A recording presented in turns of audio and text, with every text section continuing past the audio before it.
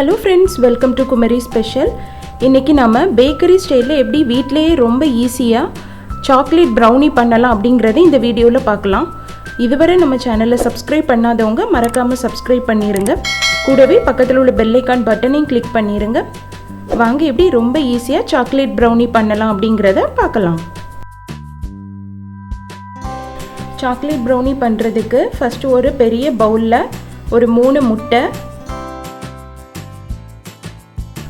அப்புறம் மிதமான சூட்டில் உள்ள 3/4 கப் அளவு உருக்கிய வெண்ணெய், 1/4 கப் அளவு எண்ணெய், அப்புறம் 1 டேபிள் ஸ்பூன் அளவு vanilla essence, instant coffee powder 1 teaspoon, 1/2 cup அளவு சீனி, அப்புறம் ஒரு 1/2 கப் அளவு ப்ரௌன் சுகர். உங்ககிட்ட ப்ரௌன் சுகர் இல்லைன்னா அதுக்கு பதிலாக சீனி ஒரு 2 கப் அளவு ஆட் பண்ணிக்கோங்க. கூடவே ஒரு 1/2 டீஸ்பூன் அளவு உப்பு. இது எல்லாத்தையும் போட்டு ஒரு ஒயர் விஸ்க் வச்சு நல்லா பீட் பண்ணிடலாம்.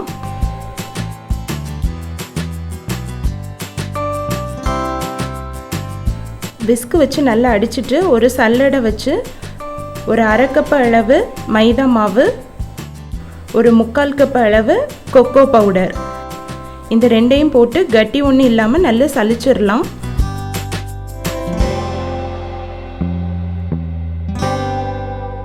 இதை கட்டி ஒன்றும் இல்லாமல் நல்லா சலிச்சிட்டு ஒரு ஸ்பேச்சுலா இல்லைன்னா ஏதாவது ஸ்பூன் வச்சு லைட்டாக மிக்ஸ் பண்ணி விடுங்க. என்றைக்கும் ட்ரை இன்க்ரீடியன்ட்ஸ் ஆட் பண்ண அப்புறம் நம்ம லைட்டாக மிக்ஸ் பண்ணினா போதும். ரொம்ப ஹார்டாக பீட் பண்ணணும்னு தேவையில்லை. அப்படி நம்ம ஹார்டாக பண்ணும்போது நமக்கு அந்த கேக் ஆகட்டும் இல்லைனா ப்ரௌனி ஆகட்டும் எல்லாமே பேக் ஆகி வரும்போது ஹார்டாயிரும். ஸோ ரொம்ப ஹார்டாக மிக்ஸ் பண்ணாமல் ஸ்பூன் வச்சு லைட்டாக கட்டி ஒன்றும் இல்லாமல் அந்த இன்க்ரீடியன்ட்ஸ்லாம் நல்லா மிக்ஸ் ஆகுறது மாதிரி மிக்ஸ் பண்ணினாலே போதும். நல்லா மிக்ஸ் பண்ணிவிட்டு கூடவே ஒரு 1 கப்லேருந்து 1/2 கப் அளவு சாக்கோ சிப்ஸ், உங்களுக்கு தேவைன்னா உடைச்ச நிலக்கடலை, பாதாம், பிஸ்தா இந்த மாதிரி எந்த நட்ஸ் வேணாலும் ஆட் பண்ணிக்கலாம். நான் இன்றைக்கி நட்ஸ் ஒன்றுமே ஆட் பண்ணலை, ஒன்லி சாக்கோ சிப்ஸ் தான் ஆட் பண்ணியிருக்கேன். சாக்லேட் ப்ரௌனி பண்ணுறதுக்கு தேவையான மாவு ரெடி பண்ணியாச்சு. இனி இதை எடுத்து ட்ரேயில் ஊற்றிடலாம். நான் இன்றைக்கி இந்த ப்ரௌனி பண்ணுறதுக்கு சிலிக்கான் மோல்டு தான் எடுத்திருக்கேன். ஸோ பட்டர் ஒன்றும் அப்ளை பண்ணலை, ஜஸ்ட்டு பேக்கிங் பேப்பர் மட்டும் வச்சுருக்கேன். வேறு ஏதாவது கேக் பண்ணுற டின் யூஸ் பண்ணிங்கன்னா அதில் பட்டர் வச்சு க்ரீஸ் பண்ணிக்கோங்க. இப்போ இதில் நம்ம ரெடி பண்ணி வச்சுருக்க ப்ரௌனி மிக்ஸை எடுத்து ஊற்றிடலாம். இன்றைக்கி இந்த கேக்கு நான் மைக்ரோவேவ் அவனில் தான் பண்ண போகிறேன். சப்போஸ் உங்ககிட்ட அவன் இல்லைன்னா நீங்கள் அதுக்கு பதிலாக நம்ம ஆல்ரெடி கப் கேக்கெலாம் பண்ணியிருக்கோம். அந்த மெத்தடில் ஒரு அடிகனத்த பாத்திரத்தில் ஒரு லேயர் உப்பு நிரப்பிட்டு அதுக்குள்ளே ஒரு ஒயர் ஸ்டாண்ட் வச்சு மீடியம் ஃப்ளேமில் நல்லா ஒரு 2-3 நிமிஷம் சூடு பண்ணிவிட்டு அதுக்கப்புறமா இந்த ப்ரௌனி ஃபில் பண்ண ட்ரேயை வச்சு மிதமான சூட்டில் ஒரு 35லேருந்து 40 நிமிஷம் குக் பண்ணி எடுத்துருங்க. ப்ரௌனி மிக்ஸை மோல்டில் ஊற்றி வச்சாச்சு. இந்த மாதிரி ஒரு 2-3 தடவை லைட்டாக தட்டி விட்டுக்கோங்க. அப்போ ஏதாவது ஏர் பபிள்ஸ் இருந்தாலும் நமக்கு ஃபில் ஆகிரும்.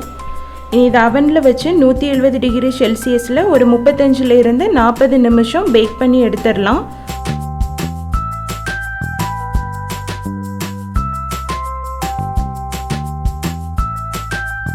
அவனில் இருந்து ப்ரௌனியை வெளியே எடுத்தாச்சு. இனி ஏதாவது டூத் பிக் வச்சு குத்தி பார்க்கலாம் உள்ளே எல்லாம் குக் ஆகியிருக்கானோ. பாருங்கள், உள்ளேலாம் நல்லா குக் ஆகியிருக்கு. இனி இது ஒரு 15லேருந்து 20 நிமிஷம் அப்படி இருக்கட்டும். லைட்டாக ஆறுன அப்புறமா எடுத்து கட் பண்ணி பீஸ் போடலாம்.